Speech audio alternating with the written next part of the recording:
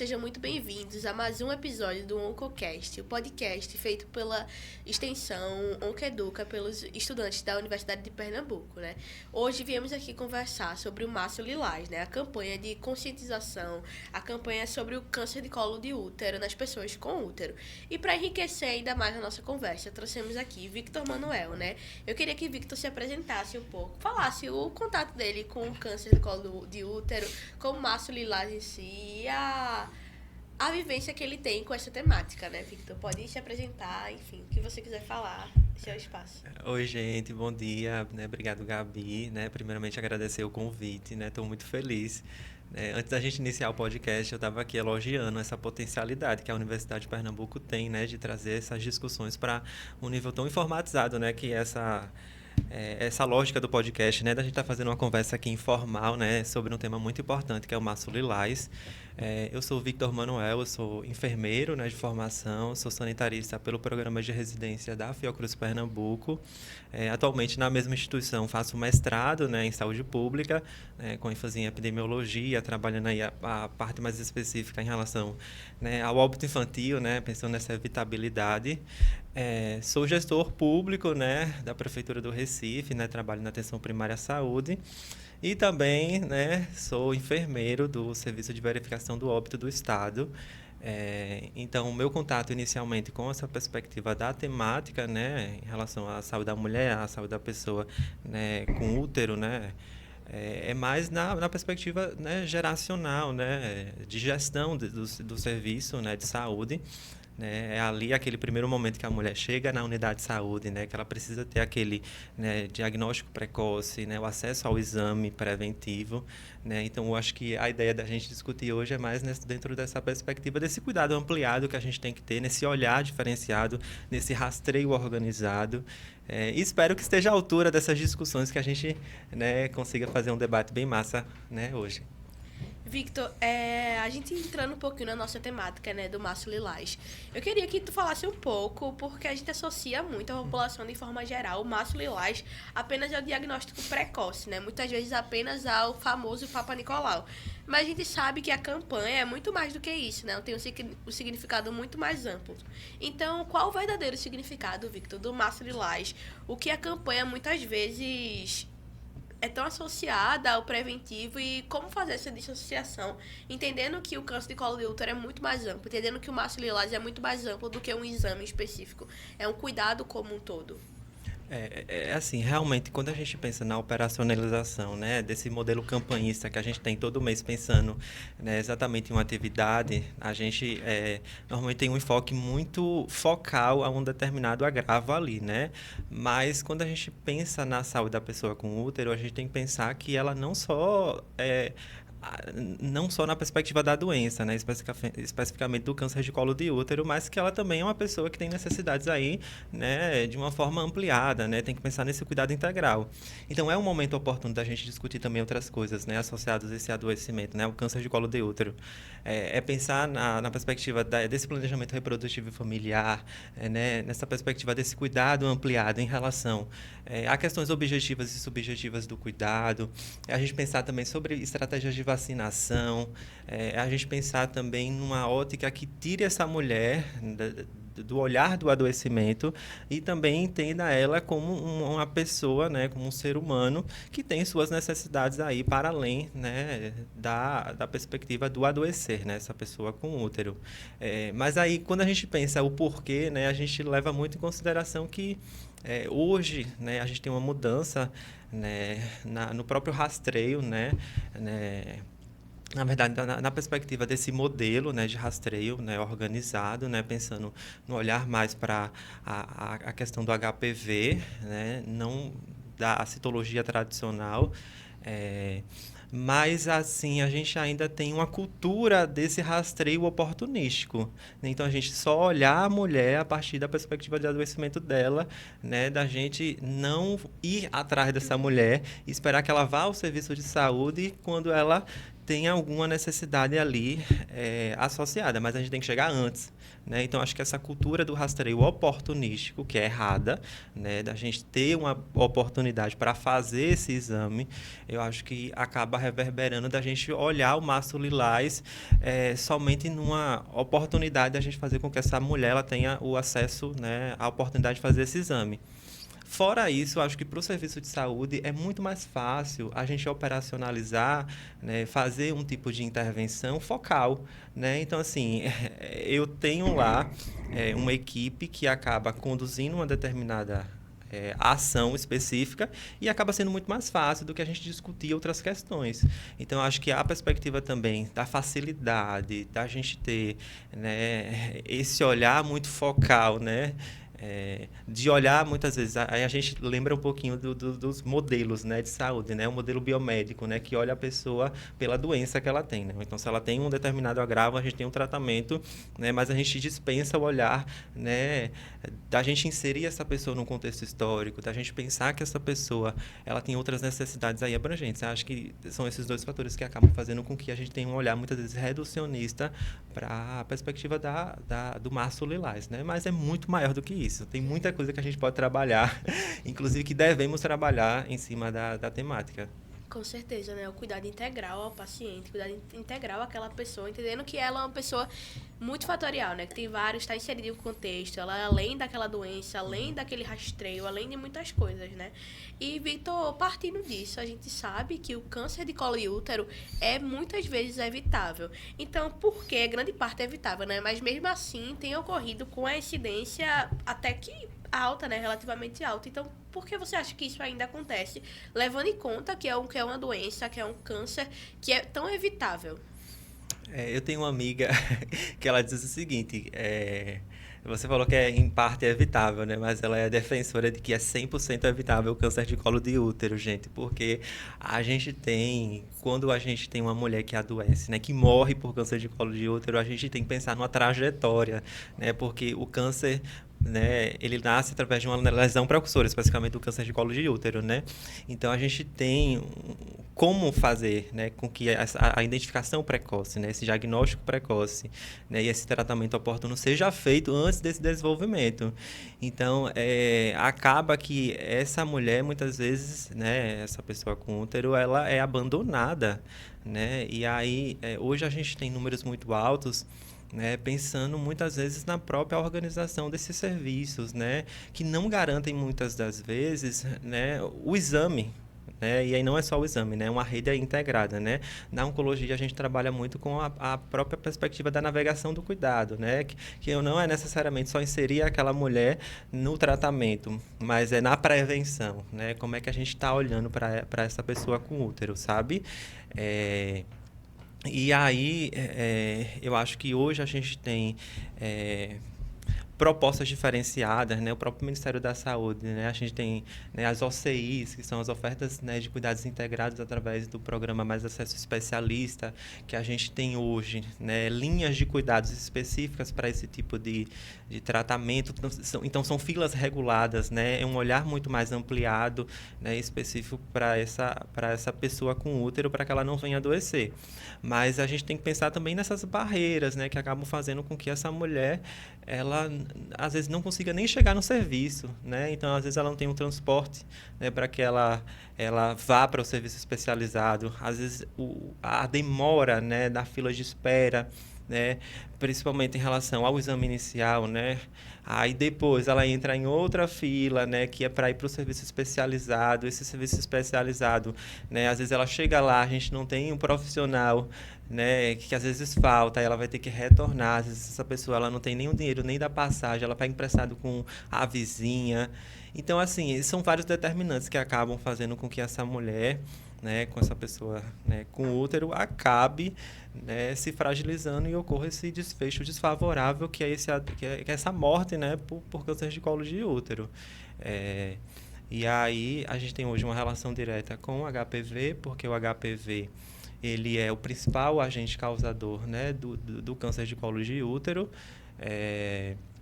principalmente, né, nos seus genótipos oncogênicos, né, que é o 16 e 18, que é uma fragilidade ali, né, da gente estar pensando nesse, como a gente falou inicialmente, esse olhar ampliado, sabe, para todos os determinantes que estão associados ali, não só da assistência, não só do serviço de saúde, mas também desse cuidado ampliado das necessidades humanas que aquela pessoa com útero ela precisa, né, ter.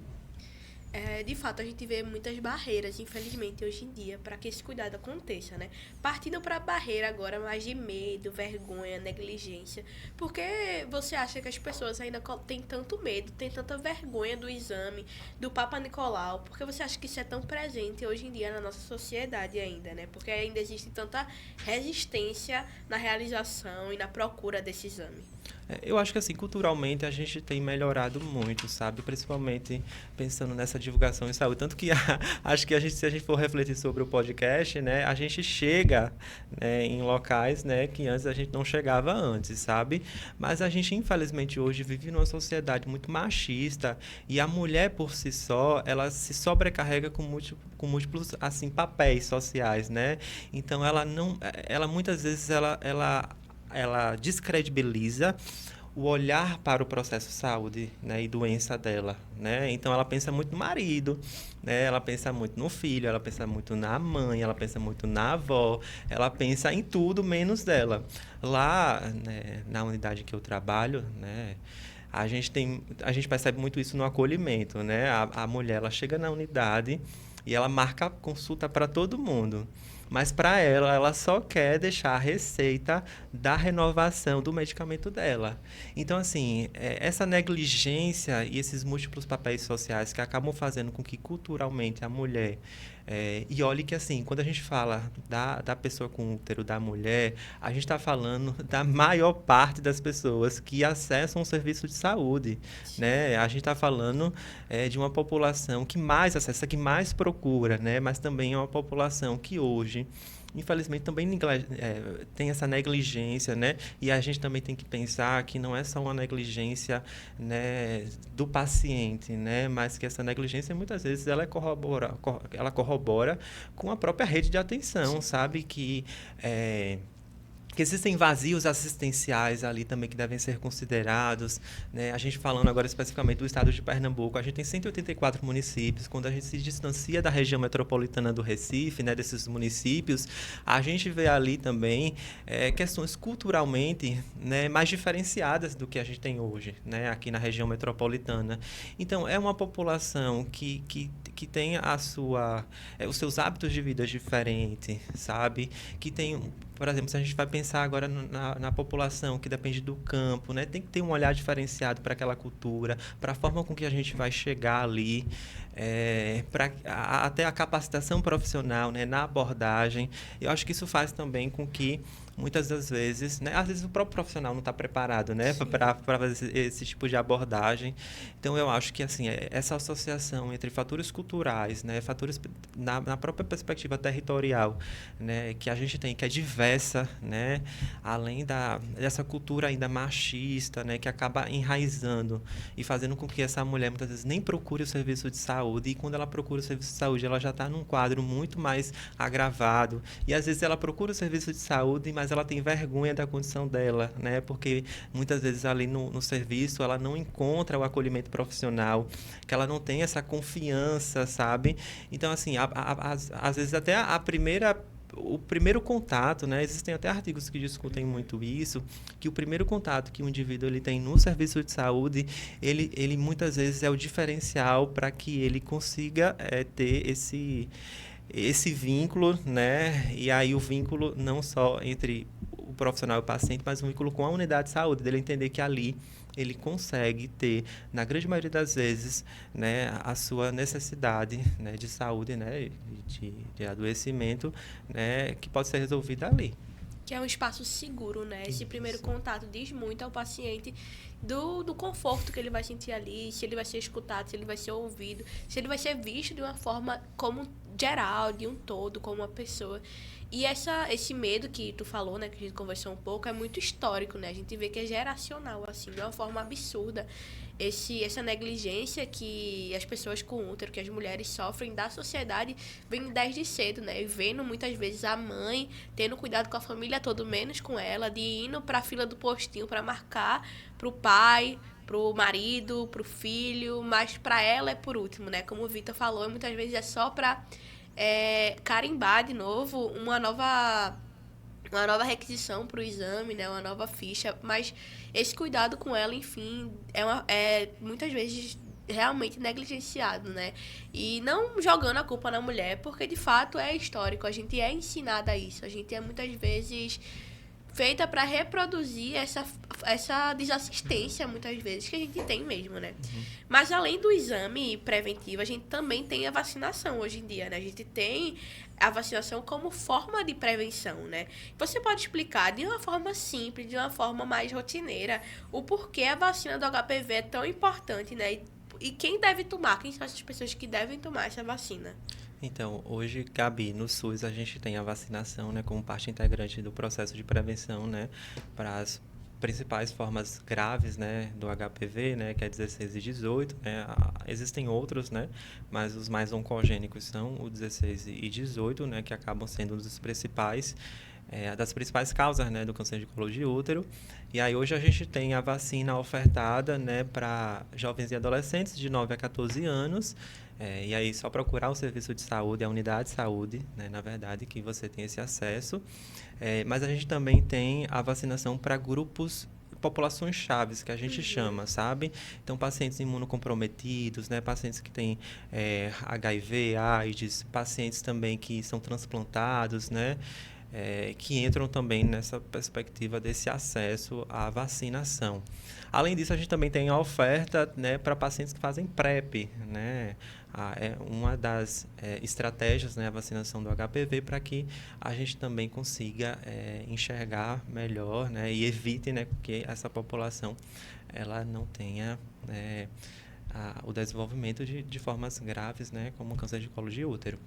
É importante enfatizar que essa vacinação não são só para as meninas, não são só para as mulheres. São os homens também, que é um dos principais transmissores disso, né? Então, a vacinação é muito importante ser realizada como um todo, não só levar as adolescentes, mas os adolescentes também, para fazer essa vacinação que hoje em dia está um acesso muito mais fácil, por mais que tenha outras barreiras, né? Isso, e só complementando, Gabi, quando a gente pensa na população-alvo, né, que são, né, jovens e adolescentes de 9 a 14 anos, a gente está falando, né, de uma população, porque assim, a transmissibilidade do HPV, ela pressupõe-se essa perspectiva da via sexual, né? Sim. Esse contato sexual. E aí existe uma parametrização de que essa idade é a idade que a gente não tem ainda esse início da vida sexual. Então, a gente pega essa população antes desse início, vacina, né, para que a gente não tenha, né, essa transmissibilidade, né, do HPV nas suas formas graves. Perfeito. Vitor, como a gente falou agora um pouco sobre o exame preventivo, sobre a vacinação contra o HPV, né? Você acredita que as pessoas hoje em dia têm acesso suficiente a esses meios de prevenção? E quais são as barreiras que tu vê, né? A gente conversou um pouquinho sobre isso, né? Sobre essas barreiras. Mas de uma forma mais específica agora, com a vacinação e com o preventivo, de que forma você enxerga essas barreiras? Se as pessoas têm acesso suficiente hoje em dia? Vê só, é uma questão muito complexa, né? Porque a gente tem aí duas estratégias que são extremamente importantes para a gente pensar nessa evitabilidade do óbito por câncer de colo de útero, que é a vacinação, né? Mas assim, para além disso, a gente tem que pensar que a gente tem uma multiplicidade de territórios, né? O que a gente falou lá no início. Então, assim, eu não posso generalizar que o mesmo acesso que eu tenho um paciente na região metropolitana do Recife é a mesma que ele tem no sertão pernambucano, né? Então, é muito diferente, porque a lógica de trabalho territorial também deve ser considerada. E além disso, né, fora a perspectiva territorial, né, muitas vezes até do acesso, né, da acessibilidade ao serviço, para que a gente tenha garantia garantia, né, da realização desse exame preventivo e não só a realização do exame, mas que a gente também tem uma rede integrada a essa navegabilidade do cuidado, né? Então, assim, se eu garanto o exame, mas eu não garanto, por exemplo, que esse exame ele seja processado de forma adequada e seja lido de forma adequada, eu estou aí fragilizando a rede. Então, no Estado, a gente tem, inclusive, artigos que discutem isso, né, desses vazios assistenciais, né, dessa centralização, né, dos serviços, principalmente de média e alta complexidade, né, em relação aos especialistas, né, que acabam fazendo com que a gente também tenha uma outra barreira, né? Então, assim, a gente, quando fala da questão do câncer de colo de útero, a gente tem que estar falando também de tempo, né? O tempo ele é crucial para que essa mulher ela entre nessa linha de cuidado, e se ela demora para entrar na linha de cuidado, a gente tem uma lesão que poderia ser evitada, né? Que acaba, né, muitas das vezes virando, né, um adenocarcinoma, né, um câncer de colo de útero, que não deveria ocorrer, né? Eu acho que o diferencial desse olhar para o câncer de colo de útero é que a gente precisa entender que não é do nada que ele surge, né? Existe uma peregrinação dessa mulher, né? Dessa pessoa com útero no serviço, na rede, que acaba favorecendo, né? E aí isso inclui, né, as próprias barreiras, né? Além disso, eu acho que uma das coisas que a gente deve levar em consideração é o próprio rastreio organizado, não oportunístico. Então, assim, a gente tem que ter equipes capacitadas, né, para entender o que é esse rastreio organizado. A gente tem muito uma lógica ainda na APS de trabalhar o exame preventivo, né, de uma forma muito de olhar a microbiologia, né, dessa mulher, né, que não é a ideia, né, a ideia do preventivo é a gente identificar lesões ali, sabe, precursoras do câncer de colo de útero, né, não fazer uma abordagem sindrômica, porque para a abordagem sindrômica a gente tem outro tipo de protocolo. E a gente pensar também nessa população-chave que não está chegando no serviço. Então, assim, a barreira, né, primeiro é nessa identificação, sabe? Nessa capacitação da equipe, né, saber realmente o que fazer, sabe? E aí depois a gente pensa nessa lógica desse cuidado ampliado na rede dos serviços, né? E aí é importante levar sempre essa consideração, sabe? Partindo agora, Vitor, para os impactos, né? A gente sabe que o câncer, de forma geral, né? Específico agora o câncer de colo de útero, ela não traz só impactos físicos, mas traz impactos emocionais, impactos na família, impactos para a pessoa, enfim, impactos de diversas formas. E muitas vezes a gente acha que são só o impacto de infelizmente, óbito, o impacto do físico da pessoa, mas não, né? A pessoa, ela engloba vários aspectos. As pessoas não são só a doença, não são só a parte física, mas é o emocional, o lado espiritual também, enfim, tem várias vertentes, né? Então, como você percebe que o câncer de colo de útero impacta na vida das pessoas, né? Eu acho que é assim, quando a gente tem um diagnóstico desfavorável para qualquer tipo de coisa, eu acho que primeiro vem o medo, né? O medo dessa ocorrência, né?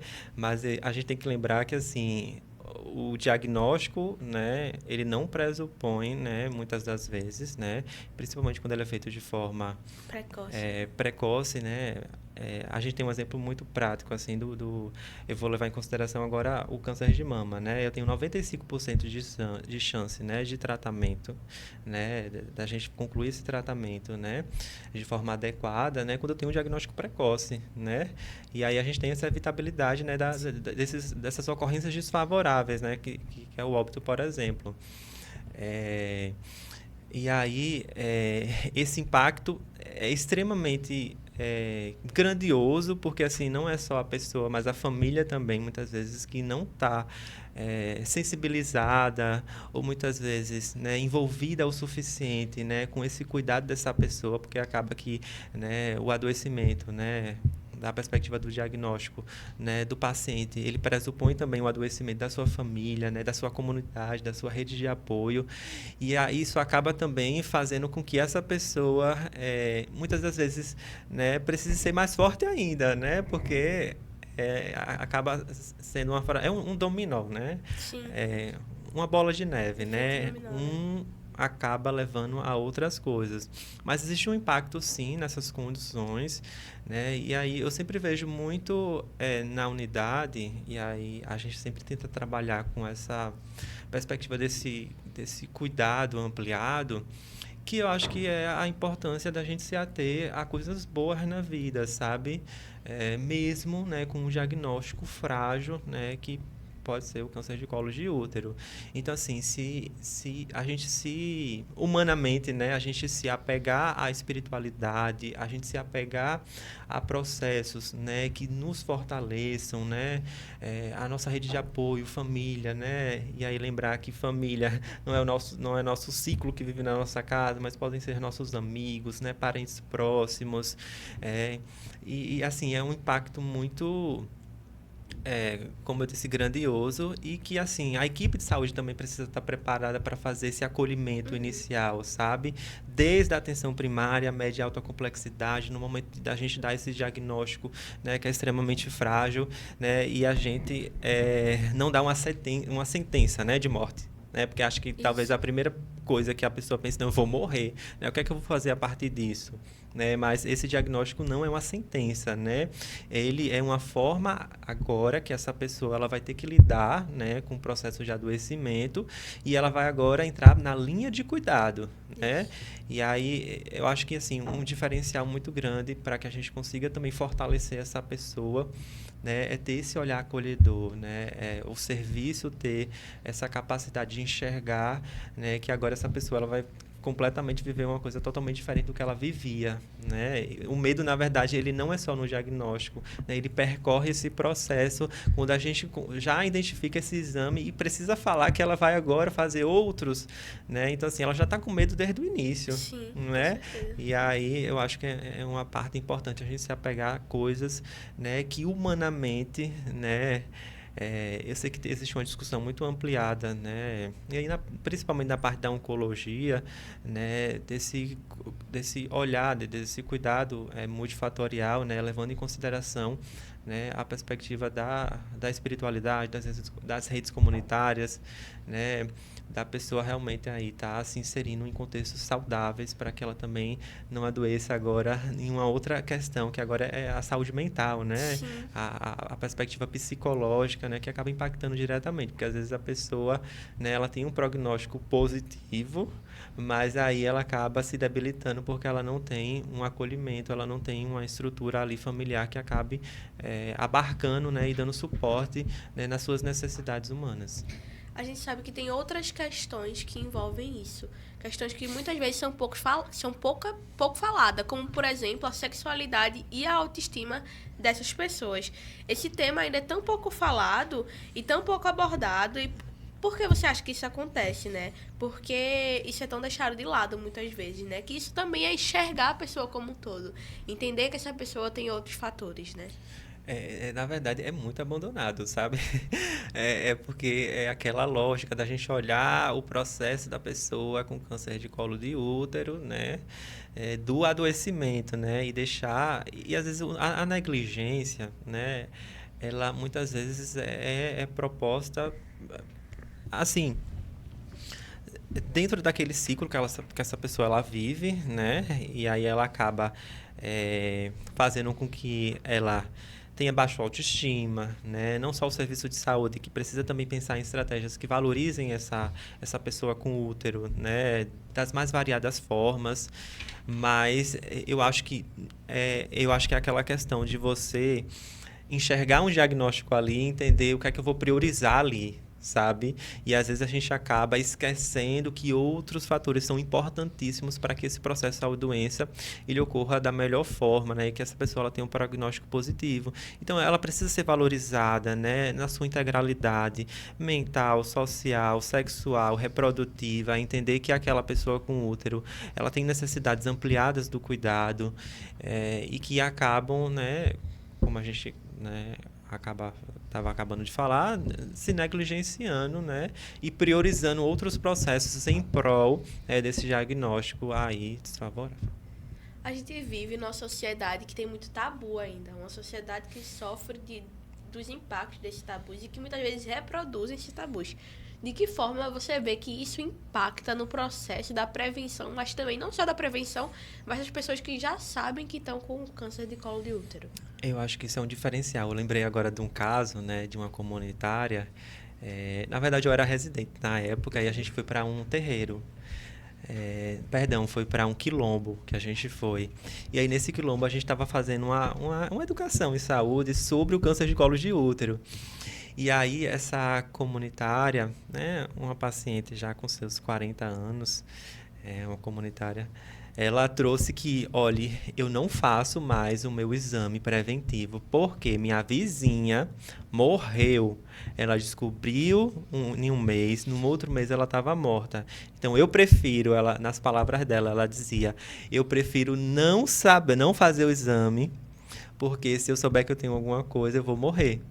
E aí é esse tabu integral que acaba fragilizando o cuidado, sabe? E a procura no serviço de saúde, sabe? E quando procuram um serviço de saúde, né, são mulheres que já estão num processo muito mais tardio, né, em relação a esse diagnóstico.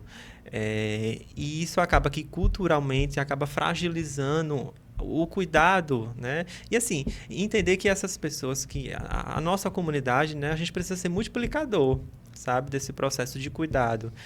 Mas é uma dificuldade que a gente tem muito, sabe, da gente lidar com preconceito, né, em relação ao próprio diagnóstico, né, o preconceito de procurar o serviço de saúde e achar que só pelo fato de ter um diagnóstico, né, a pessoa vai acabar falecendo. Mas é uma questão que impacta diretamente, porque a gente está falando de um nível cultural, né? A forma com que as pessoas vivem, elas consideram que aquilo é o certo e o errado, né? Existe uma questão da moralidade, da ética que na cultura acaba influenciando, né? E aí, como eu disse, quando a gente... Na verdade, a gente tem uma suposição, né, de que lá do sertão, lá também fora da região metropolitana, as pessoas são mais assim, né, preconceituosas, mas a gente também tem muito próximo da gente, né, pessoas que que têm esse tabu de procurar o serviço de saúde. Mas, gente, é extremamente importante a gente né, chegar junto dessa pessoa e dizer, olha, você precisa fazer esse exame, porque se você tiver qualquer coisa alterada, a gente vai tratar ela, né, para que você não tenha, sabe? Mas a gente tem que entender que é uma dinâmica, assim, histórica, né? Como Sim. você muito bom pontuou, né, no início do podcast, né? E a gente precisa pensar nessa inserção no processo histórico, né, dessas pessoas, né, nessa ancestralidade do que elas trazem também, sabe? A gente tem hoje um modelo, né, que a gente desassocia os determinantes de saúde, né, de forma hierarquizada, né? Então, é isso que influencia, isso e aquilo, né? Hoje a gente trabalha muito com a determinação social, né? Que é um modelo que pressupõe eu enxergar aquela pessoa como uma pessoa que tem uma cultura, que tem um fator histórico ali, contextual, para que haja essa ocorrência, né? E acho que a unidade de saúde, aí eu falo especificamente do meu nível de trabalho, né?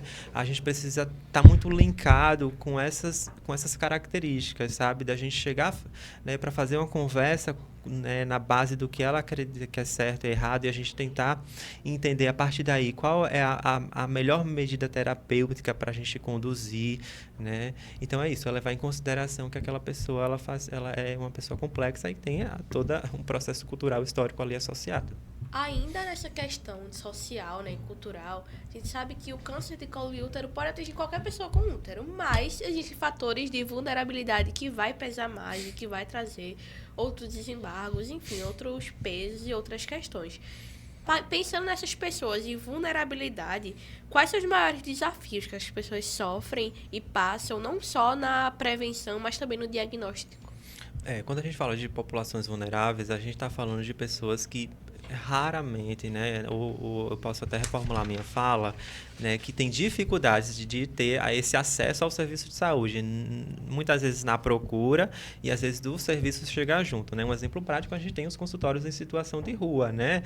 A gente também tem perspectiva de áreas descobertas de atenção primária à saúde, né? E aí, acho que é importante eu ressaltar que eu estou falando especificamente da atenção primária à saúde porque é o nível hierárquico pelo qual eu trabalho área, né? E é também a perspectiva desse cuidado inicial, né? Essa porta de entrada do Sistema Único de Saúde, né? Que precisa chegar junto dessa população para a gente entender o que é que essa pessoa tem, sabe? Então, eu acho que, assim, dentro dessa perspectiva, a gente tem que ter um olhar, né, muito mais específico e ampliado, sabe? Da gente, né, entender formas e estratégias, né, entender como é que a gente pode fazer um planejamento estratégico situacional, entender também os próprios fatores de risco associados ao câncer de colo de útero, né, que é essa infecção recorrente, né, do vírus do HPV, do tabagismo, né, de múltiplos parceiros sexuais, né, o início precoce da vida sexual, né, a gente também entender a própria questão, né, do uso de contraceptivos orais, né, que acabam não de forma isolada, mas de forma complementar com outros determinantes influenciando, e entender que essas populações, elas são populações chaves, né, que hoje as políticas, elas consideram, né, as políticas de saúde, né, elas consideram, né, essas pessoas também, né, e aí é um modelo estruturado aí que acaba tendo que ser feito para que a gente consiga enxergar e fazer com que essa pessoa ela tenha essa linha de tratamento. Um exemplo prático, né? A população de rua. Eu falo isso porque acho que é muito mais fácil das pessoas também que estão nos assistindo entenderem. A gente tem os consultórios, que é uma estratégia focal que vai até o território com que aquela pessoa ela fique, né, com maior frequência, né? Normalmente são pessoas andarilhas, né, que acabam se movimentando no território, mas normalmente ela tem um território fixo, né, específico, né? Então, assim, é ali que eu oportunizo o meu preventivo, né? É ali que eu oportunizo e aí eu tenho que ir atrás dessa pessoa. Eu preciso entender, né, que depois eu vou ter que ir lá, se ela tiver um resultado, né, para o HPV, tenho que inserir essa numa linha de cuidado, tenho que garantir esse transporte, sabe, dela, porque ela não vai, sabe? Então, ela vai ficar à mercê da necessidade do serviço, sabe? Tem um termo que a gente usa muito na saúde pública, que é a mistanásia, né? Não sei quem está assistindo não conhece. Algumas pessoas consideram, né, algumas literaturas, como a eutanásia social. E aí, a eutanásia social, a mistanásia, é quando a gente considera um óbito evitável, né, dentro de uma perspectiva de uma questão miserável, sabe? Não miserável na condição, mas nos fatores que fizeram com que ele ocorresse, né? Os fatores associados, sabe? E quando a gente fala do óbito por câncer de colo de útero, a gente está falando de um óbito evitável, de um óbito miserável nas condições que ali se associam, sabe? E aí é isso, né? É tratar a vulnerabilidade dentro desse olhar ampliado, é a gente chegar junto para entender as formas e estratégias, né, de várias secretarias, né? Não é só saúde, né? É defesa social, é secretaria de assistência social, é também a secretaria da saúde da mulher, né? É pensar também nessa integração entre as políticas, nessa forma não hierarquizada, né? Porque a gente está falando sobre um modelo hierarquizado, né? De quem manda e quem executa, mas num modelo integrado, transversal, que chegue realmente a essas pessoas, sabe? Falando agora do cuidado em saúde, você acredita que essas pessoas estão sendo tratadas, estão sendo cuidadas de forma humanizada hoje em dia? Eu acho que a gente não pode generalizar, né? Porque a gente está falando de pessoas, sabe? Assim, a gente sempre tem que pensar que, assim, nem todo ser humano é acolhedor com o processo de saúde e doença do outro, né? E aí vamos falar agora especificamente do serviço, né? Dos profissionais, sabe? E é por isso que hoje a gente trabalha muito em cima dessa sensibilização. Eu acho, na verdade, esse termo humanização um pouco dúbio, né? Porque, assim, tem uma frase da nossa ministra Carmen Lúcia, que ela fala assim, eu não lembro especificamente como mas eu vou tentar reproduzir. A onça, a gente não desonça, né? O boi, a gente não... Na verdade, não é o boi, é porque, assim... como é que a gente desumaniza o ser humano? Sabe? Entendi. A ideia é essa, né? Entendi. Que a gente está tirando algo que é para ser característico do ser humano, certo? Que é a humanização, que é algo nosso, certo? Que não deveria ser levado assim, que deveria ser tirado da gente, né, sabe? Mas eu acho que quando a gente fala do processo de adoecimento do outro, especificamente, a gente está falando de algo muito complexo, né? E esse cuidado, né, ele deve ser levado em consideração, principalmente dessa forma acolhedora, sabe? De que essa pessoa ela precisa agora ser cuidada da melhor forma, tratada da melhor forma, né? Acolhida da melhor forma. E eu acho que isso fragiliza porque muitas das vezes o primeiro tratamento que ela tem, né, não é da forma adequada, né? Isso E aí afasta também, isso né? afasta a pessoa do serviço e faz com que, eu acho que é aquilo que você comentou, a gente reproduza comportamentos, né, que acabam fazendo com que essa pessoa não procure mais o serviço e passe para a filha, passe para a neta, passe para as suas gerações ali, né? Eu acho que assim essa humanização ela é complexa, né? Ele deve ser levado em consideração ali outros fatores. E aí é pensar nessa capacitação profissional, na capacitação também do serviço, sabe, de lidar com o próprio diagnóstico, né? O exame também é um exame invasivo, né? E aí acaba que a gente precisa ter um jogo de cintura da gente, quando conseguir, né, fazer com que essa mulher vá ao serviço de saúde, a gente tem, ou se a gente não conseguir fazer com que ela vá, a gente vá até ela, sabe? Da melhor forma, porque acho que são estratégias que a gente precisa levar em consideração para que essa humanização, né, que a gente está falando seja feita da melhor forma, mas eu tenho ciência, certeza de que a gente tem uma fragilidade, sim, nessa humanização do cuidado, né, nesse olhar o outro. Pra gente partir pro final do nosso encontro, o que você acha que ainda precisa mudar pra essa prevenção do câncer do colo de útero, né? Ser mais difundida, mais acessível e principalmente mais incorporada como parte do cuidado na vida das pessoas com útero? Eu acho que assim uma das questões que eu enxergo muito é essa organização da rede. Então, assim, se eu não tenho uma rede preparada para fazer esse tipo de acolhimento, né, seja da atenção primária à saúde, seja da média e alta complexidade, a gente tem uma rede frágil que acaba fazendo com que essas pessoas ainda morram por conta de uma perspectiva do câncer de colo de útero.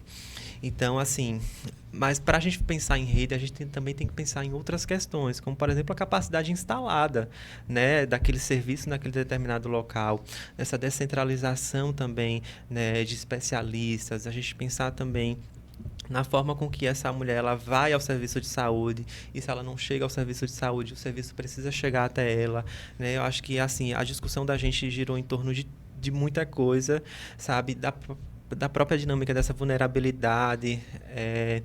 Eu acho que assim é um construto que acaba hoje fragilizando, né? Porque se eu garanto uma coisa, mas se eu não garanto o tempo oportuno, o diagnóstico precoce, eu estou fragilizando ainda, sabe? Então, o próprio Ministério da Saúde ele implanta, né, recentemente, né, a própria perspectiva da Rede Aline, né, que surgiu em 2024, que é extremamente importante para a gente estar pensando nessa redução da mortalidade materna, na perspectiva também do câncer de colo de útero, nessas OCIs, né, como eu disse, são as ofertas de cuidados integradas que estão associadas à redução dessas filas, né, da regulação, da gente ter acesso mais especialistas do Ministério da Saúde. Então, mas assim, existe ainda uma fragilidade, e aí a própria literatura já traz, né, algumas regiões são mais frágeis, sabe? E aí pensar também que muitas das vezes aquele serviço ele só é ofertado naquele local por interesse político, né? Então, assim, é um interesse político de eu colocar aqui porque eu vou ter o voto dessa população, né? Mas não, assim, quando a gente pensa na implantação de um serviço, né, principalmente específico para oncologia, a gente tem que pensar também no diagnóstico epidemiológico, situacional, né, daquela região. Tanto que quando a gente tem o surgimento do programa Útero é Vida, né, que é o programa que acaba fazendo com que a gente mude muito a perspectiva, né, do modelo, né, agora colocando mais o teste do HPV, mudando a citologia tradicional, né, A gente faz um diagnóstico situacional com base no estado, né? Recife também tanto que hoje, né, Recife tem, né, 2 distritos que foram precursores, né, nesse teste né, do HPV, que foi o Distrito Sanitário 7 e o Distrito Sanitário 2, né, que foram ali que foram identificadas as maiores incidências de câncer de colo de útero. Então, é pensar também nessa integração da rede, aí a gente entra em uma outra discussão, que é essa fragilidade do cuidado, sabe? Da gente desconsiderar, como a gente já falou, outros determinantes ali, históricos, né, sociais, econômicos, políticos, né? Essa mulher, ela muitas vezes não tem o básico para a sobrevivência. Então, como é que a gente quer, muitas vezes, que essa mulher ela vá para um serviço que está a 50 quilômetros de distância, sabe? Se a gente não garante transporte, se a gente não garante alimentação, se a gente não tem outras secretarias ali envolvidas. Então, eu acho que isso fragiliza muito e essa organização ela precisa ser muito... E aí, não é só a organização, né? Mas a logística do processo, né? Dos serviços, né? E dos profissionais, né? Ela precisa ser muito amarrado, porque a gente dá, né, chance para o desfalque e para que, infelizmente, esses óbitos eles se perpetuem, né? Essa mistanásia, né, ainda ocorra de forma, né, muito prevalente, né? De forma muito, muito grandiosa. Isso, né? São multifatoriais, tem muita coisa envolvendo o câncer de colo de útero. A gente trouxe aqui algumas dessas coisas, mas a gente sabe se fosse para se deleitar de fato nessa temática, a gente passaria aqui horas, talvez dias, porque são muitas coisas relacionadas, né? Mas agora a gente chegou ao fim de mais um OcoCast, de mais um podcast. Hoje foi um momento muito especial, muito rico, pra gente aprender um pouco sobre esse assunto, né? Entender que o câncer de colo de útero não é só uma doença, mas que tem várias questões. Entender que a gente precisa falar sobre a prevenção, sobre o acesso à saúde, sobre o autocuidado dessas pessoas, né? A gente conversou sobre o câncer de colo de útero, mas acima de tudo a gente falou sobre cuidado. Falamos sobre informações importantes para olhar com essas pessoas, para olhar com essas pessoas, né? Então, Vitor, muito obrigada por aceitar participar desse OcoCast com a gente. Você enriqueceu nossa conversa de uma forma absurda, trouxe termos muito legais e interessantes da gente conhecer sobre essa temática, né? E eu queria pedir para que você deixasse uma mensagem final, né, para as pessoas para pessoas com úteros de forma geral, né? Gabi, eu que agradeço o convite, né, em nome do professor Diego, né, agradecer também a ele, né, a Universidade de Pernambuco, né, fiquei muito feliz quando, né, surgiu essa oportunidade de vir aqui falar sobre esse tema que é muito sensível, né, que eu acho que a gente tem que realmente estar em cima, né, dessas discussões, né, ampliadas, sabe, desses determinantes ali que envolvem, né, o cuidado da pessoa, né, com útero, e que acaba muitas vezes negligenciando o cuidado, né, e aí infelizmente a gente tem hoje números aí que acabam, né, fragilizando e acabam fazendo com que essas mortes ocorram, né? Mas acho que se eu pudesse pensar, né, numa mensagem para todos que estão nos assistindo, né, especificamente para a pessoa, né, com útero, eu acho que seria de que ela nunca se esqueça nesse processo, sabe? De que ela precisa procurar ajuda, mesmo que às vezes a ajuda ela não seja visível, sabe? Então, assim... existe uma complexidade do processo de cuidado, mas eu acho que a gente precisa entender que nós não estamos sós. Hoje a gente tem um serviço, né, o Sistema Único de Saúde, né, que precisa garantir com que você não morra, né, que isso não ocorra, né? O câncer de colo de útero ele é totalmente prevenível, né, e é evitável, né? E aí existem estratégias, né, para que você, né, para que isso não ocorra, né? Então, assim, procure sua unidade de saúde, procure seu profissional, né? Então, assim, pense muito em você, né? Às vezes, eu posso até usar o termo, né? Um pouco assim... né, talvez moral e ético, né, do egoísmo, sabe, né, mas não um egoísmo pensando da gente, né, deixar o outro, né, mas numa perspectiva de que a gente precisa também do autocuidado, sabe, que a gente precisa, né, pensar na gente, né, pra gente cuidar do outro, a gente precisa estar saudável. É igual quando a gente vai viajar de avião.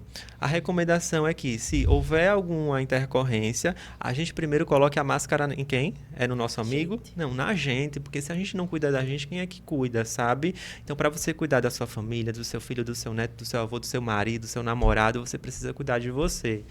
E acho que a mensagem seria essa, né? Nunca esqueça que, assim, você precisa se enxergar também nesse processo de que você não está só. Isso, e queríamos pedir obrigada para você que acompanhou a gente até o final, né? Que levar informação, quebrar tabu, incentivar o autocuidado são formas de promover saúde, né? Promover saúde não é só estar na consulta e fazer exames. Conversar educação e saúde, conversar sobre esses temas também é promover saúde e transformar a realidade, né? E por fim, queria pedir para que vocês sigam a gente nas nossas redes sociais, @onco.educa, para acompanhar nossas ações. A gente faz ações em diferentes lugares, no Cisano, no Oswaldo Cruz. Acompanhar também o nosso lançamento de podcast, né? Estamos no YouTube, estamos no Spotify, então tem várias redes que você pode seguir, nos acompanhar. E em breve vamos trazer mais um episódio, né? Muito obrigada por chegar até o final e até o próximo episódio, gente. Tchau!